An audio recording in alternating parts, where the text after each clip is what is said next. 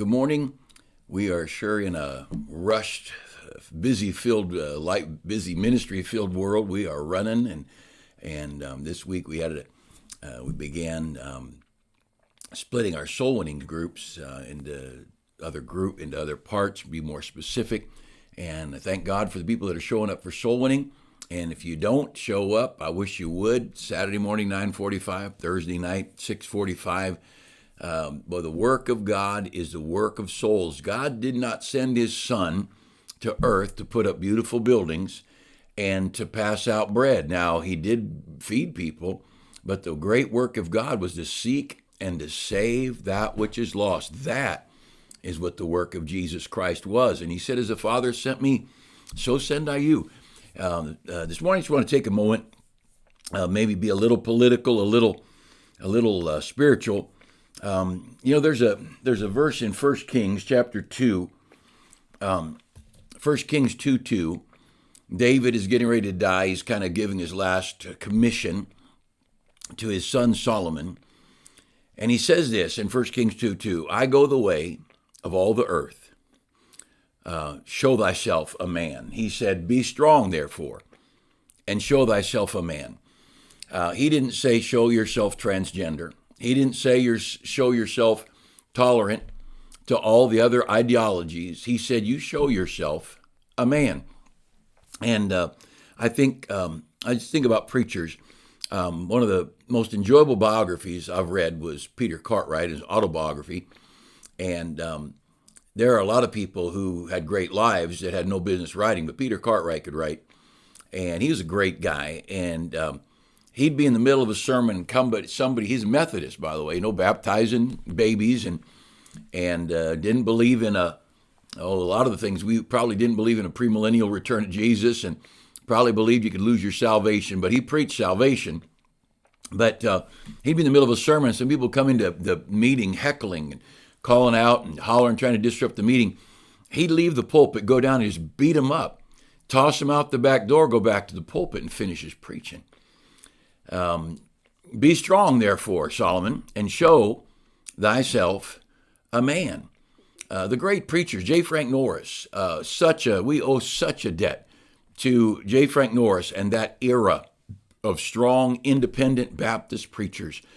J. Frank Norris, he was rough, and he'd preach on the Southern Baptist. He'd preach on Baylor University, the big Southern Baptist college, and he was rough on people. And one time they wanted to hang him.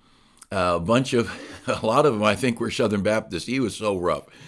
And they had a truck with kind of a gallows thing on it, and a big meeting, a couple thousand people there. You don't know how all the stories get told, but he goes up to the truck, climbs up in the truck, and preaches the gospel while he's holding the rope they were going to hang him with, and several hundred people in the crowd got saved. A guy threatened to shoot Norris, and came storming into his office, reached inside his coat. Norris pulled a gun out of his drawer, shot the guy, and killed him.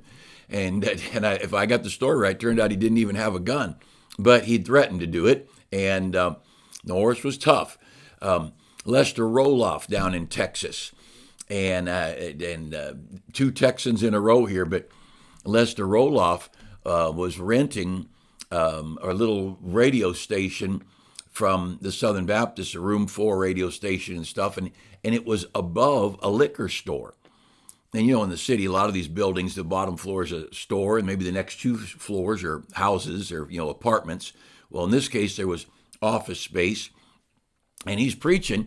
Lester Roloff had great ministry there in Corpus Christi, and he was a tough old cop. He went to Bible college with his cow, and he went around town and found the worst looking yard he could find, and went over and said, "I'll keep your weeds down for you." And so they said, "Yeah, keep my weeds down." So he left his cow there to keep the weeds down, milked the cow, sold the milk, and that's how he paid his way through those early days of school. But Lester Roloff found out that the upstairs, that room he was renting, that it was the whole building was owned by the Southern Baptist Convention. The building down below he knew was a liquor store. He didn't know the Southern Baptist owned it.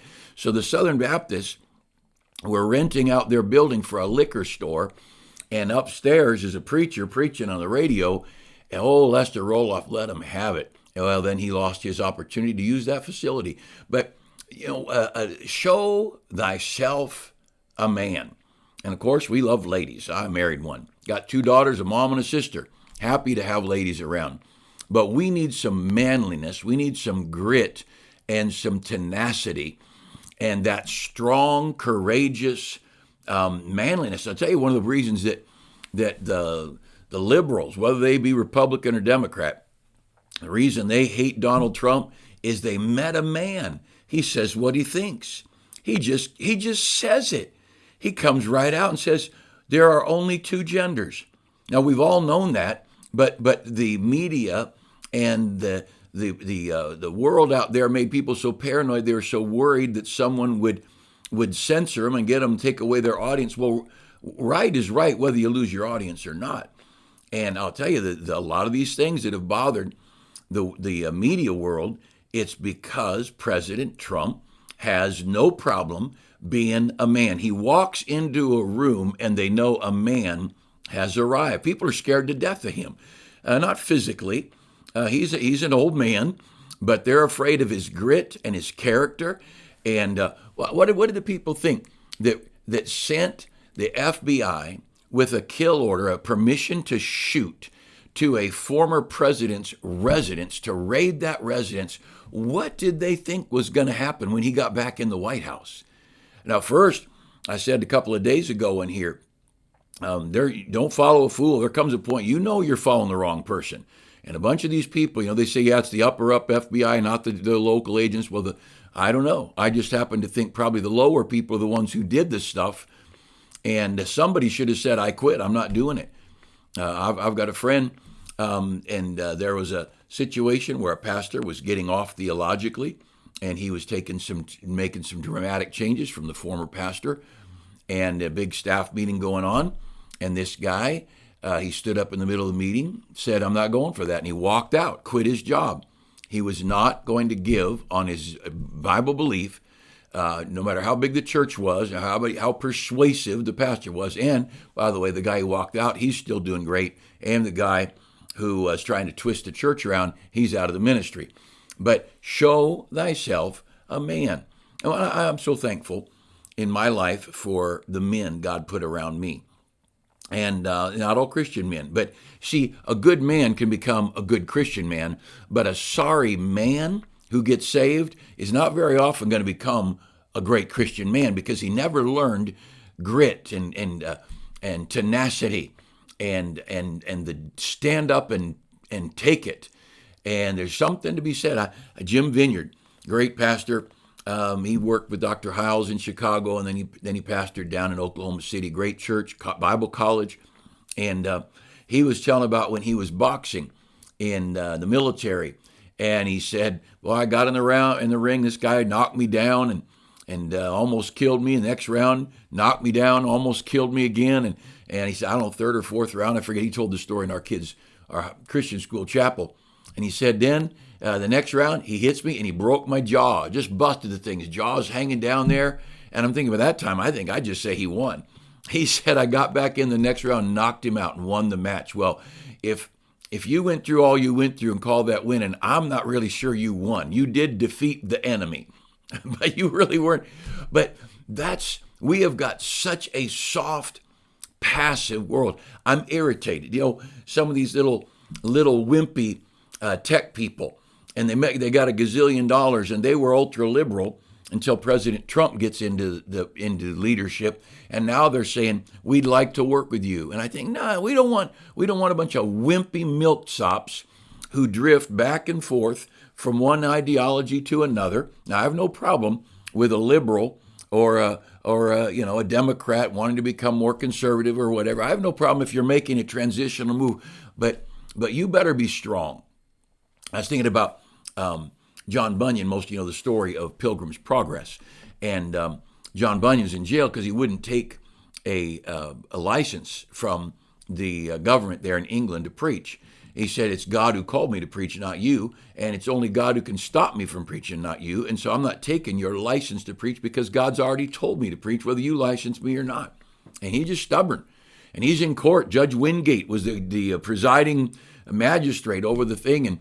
And Judge Wingate says, I understand you have not been attending the Church of England, but been holding conventicles. That's what they call their own private church services out on the street or wherever.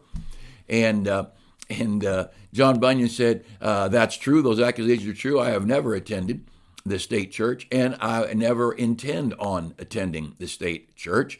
And he said, I not only plead guilty to it, I have no intention of ever obeying the law and doing that. Because there's a law, you had to go to those churches. That's where our First Amendment came from. Congress shall make no law for the establishment of religion. Didn't mean you couldn't have a cross on a hill or a nativity scene on the White House lawn. It meant the church isn't going to force people to attend church.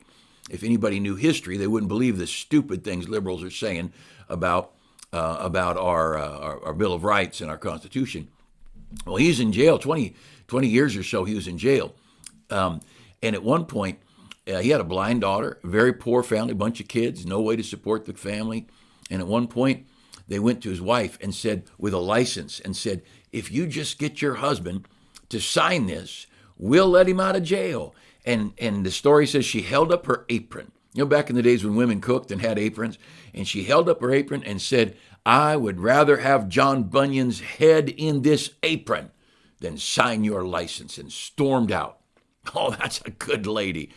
And the William Booth, famous founder of the Salvation Army, his wife, I forget her name now, but she was tough. And a bunch of the big shots came to William Booth and said, we'd like you to shift over, because he really ministered to poor people and homeless and street people.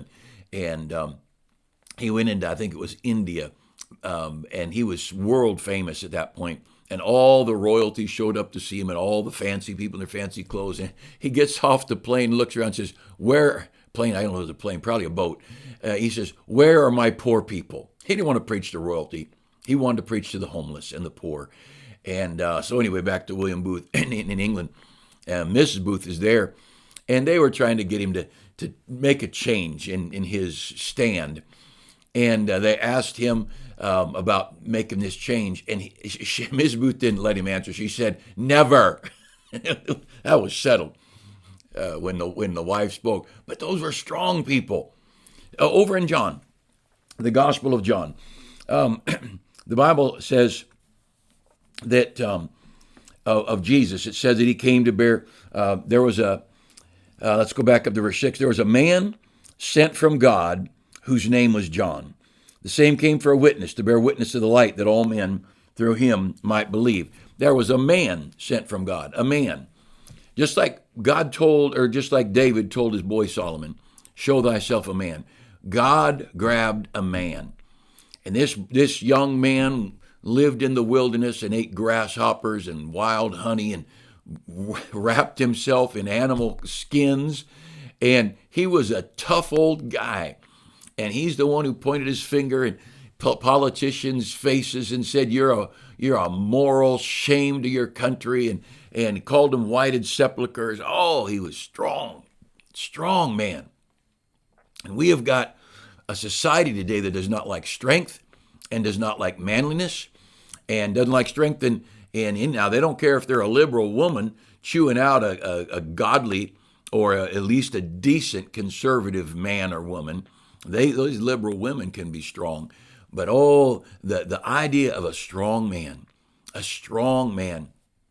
Jesus, when he was in the being ready to be crucified, he was with Herod and with Pilate, different back and forth. And one of them said to him, don't you know I have power to condemn you and power to set you free? And Jesus looked at him and said, you have no power at all, except that we're given you from God. Whoa, he didn't give a bit. Now, Christians, I don't expect the world to get this. Christians, we need to respect strength. We need to respect manliness. Well, we need to rekindle courage. I watch boxing. I watch kickboxing. I watched UFC fighting. I mean, elbow in the face and kicking and kneeing people in the guts. And I don't know that I want my son doing it, but I watch some of that stuff because you know what? I want to keep tenacity in me. My body may not be strong, but I want my inside strong. I want to have that we don't quit. And we've got to have that. And politicians they're one of the biggest enemies of manhood I have ever seen. A bunch of sorry compromisers who will go wherever there's a vote and will change like the wind blowing a leaf from here to there. And we need some people who believe some things, some people who are strong. And in the pulpits of America, we've got preachers all over America. They won't mention abortion. They won't mention sodomy. They won't mention this multi-gender garbage. They won't mention women in leadership in churches. And it's all over the Bible, but they're scared to death they're going to run off some woman and she's going to drag her little nose ring held husband and drag her husband and family out of church. And I had a situation here many years ago. The lady wanted a book in our bookstore. She asked me, it's a good book, a decent book. But that author wrote some books I was not didn't feel real good about. And she came to me and said, is there a chance that, you know this author? Yes. You read his stuff? Yes, I read some of his things. She said, would it be okay if we get this in our bookstore? I said, no. And she said, why? Well, and I said, there's some things in there that I don't feel like I want. It's my job to shepherd the flock, and I don't want to put that author in front of our people and get them following that. And she said, well, I really like him. I said, you can like him. That's up to you. And she said, well, why can't we have it in the bookstore? I said, because I'm the pastor. That's my job. Oh, she was not happy with that. I'm going to say about 23 people she pulled out of church over that book. And I'll tell you something. I've not followed them. And by the way, they're nice people. I stopped by, happened to run into him in the store one day. We spoke, very friendly, very cordial. At that time, Josh was going through his cancer, my son, and she asked they asked how he was doing. Very gracious. I mean, they're not bad people at all. But she was going to have her way, and not here she wasn't. She just wasn't going to have her way. But I think 4 families she pulled out of church, and I don't know where they all ended up. But I'll tell you this: I'd be willing to guess none of them are in Bible college. I'd be willing to guess that none of those children are in the ministry. I hope they are. I would love it if they were. But I'll tell you, when a strong-willed, bossy woman bucks the pastor, and because the pastor won't see it her way, she pulls a bunch of families out of church, there's no blessing of God on that. And you say, what if she hears this and she gets offended? Then she's offended. I like Cash Patel. Somebody said, so was getting on him, and he said, frankly, I don't care what you think.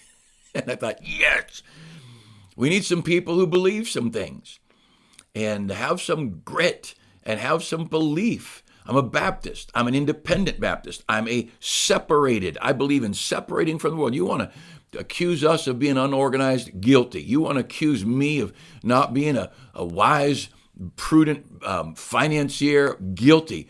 But you want to accuse us of not standing for separation and holiness and purity? You're a liar. And I'd say it to your face. We have stood for purity. And now our church, there's people in the church that smoke pot, drink beer, people who've committed adultery. Of course, we got a church full of people. Where do our people come from? Out in that world. And some of them get saved and get growing in grace. Some of them just come. Some of them get saved and leave. But that's between them and God. But the stand of our church has always been a stand of holiness. I'm not embarrassed. I'm a Bible-believing Baptist. I mean this King James Bible. I am a Baptist. I'm an independent Baptist. I believe in a man leading his home and men leading the church. That's just what I believe. It's what the Bible teaches, by the way. But we got pastors all over. They're so afraid of any grit and any manliness. And it's just, we have got a sorry generation. There's a preacher back in New York, and people were criticizing him. And he said, I don't care what they say, as long as they're talking about me. And he just tough old man. Now, I think as a child of God, we ought to be kind and warm and gentle and all the stuff we can do. But don't ever surrender your strength. And that means for women too. And I'm so thankful. I started talking about my family. My dad left when I was a boy. But everybody knew there was a man in our house. Now, he drank too much. But there was a man in our house. And for some years, my mom was a single mom, and nobody doubted there was a strong lady overseeing the affairs of our home. And she was strong. A bunch of our a bunch of engineers started a company. I mean, brilliant people who sent the first rockets to the moon, and that crowd, that's the crowd she worked with. And they took her with them because they wanted her to run their office, not run them, but to run their office. And all these big, highly educated engineers, they wanted her. And then when my mom remarried, she married a strong man, a man of courage and grit and daring. And boy, I'm so thankful. And again, I didn't grow up with a Bible in my hand, but I grew up with strength and manliness, kindness. I don't ever know a day in my life I didn't feel loved, and I'm thankful for that. But I want to encourage you today, this thing of manliness. You read about Ehud, the judge who slipped into Eglon's private parlor to tell him a secret, and he jammed a sword into him, and the guy was so fat. RFK would have liked that verse, that the fat swallowed up the knife. He couldn't get his knife out, and it says the dirt gushed out. Samson killing 1,000 people with the jawbone of an ass, and David killing Goliath with a sling and a stone. And he didn't just kill him; he cut his head off. And you read through there, a couple of chapters later, David's gone clear from the valley of Elah, clear down to Jerusalem, and David's still carrying Goliath's head with him. Can you see that kid, 16 years old or whatever, walking down the street, holding this guy's head by his hair? Man, manliness. Oh, thank God for men, and I thank God for our leadership we're getting in Washington, D.C., from strength, some grit, some honor, and some integrity. And if you don't like what's going on in Washington, D.C., pray, because Washington, D.C. needs prayer no matter who's up there. I hope you have a great day. Thanks for joining us this morning.